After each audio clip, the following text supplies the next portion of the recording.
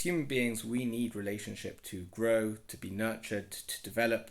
Without them, we fall apart. And yet, at the same time, the natural state of affairs is that we don't sustain them very easily. They fall apart all the time.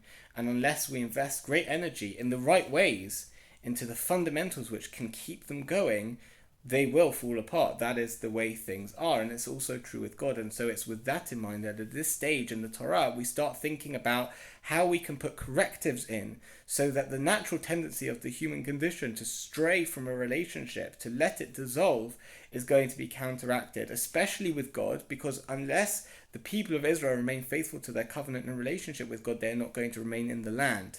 And seeing as they're about to go into the land, that's pretty big on the priority list. And it's with that in mind that we are presented with the mitzvah of Hakel, presented as one such corrective. And the mitzvah of Hakel is every 7 years, the people of Israel come together and have the Torah be read for them, excerpts of the Torah be read for them.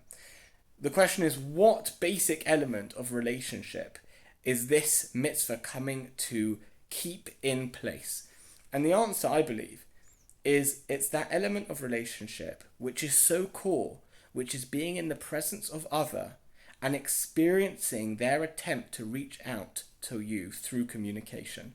To reach out and have a relationship, being in their presence and that finger reaching out to touch you, in this case, through words.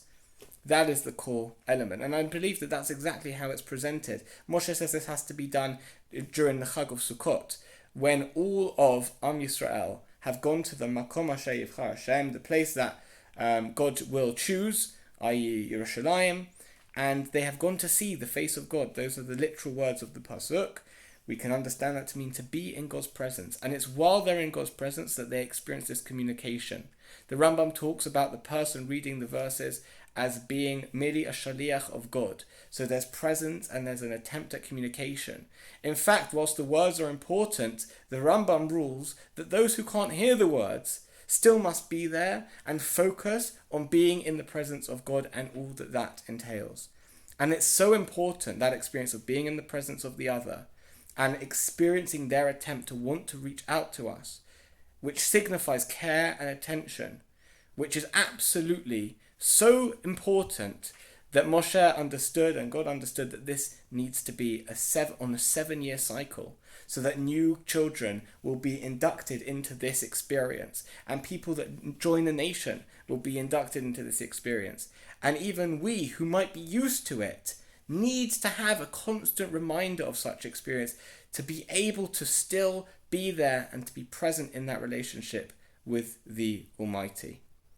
And it's with that thought in mind that we can think about how we can work to increase our experience of God in our lives, because without that and without working on that and making sure that that is sustained and nurtured on a regular basis, then no doubt over time, even as individuals, that relationship will not thrive. Shabbat Shalom.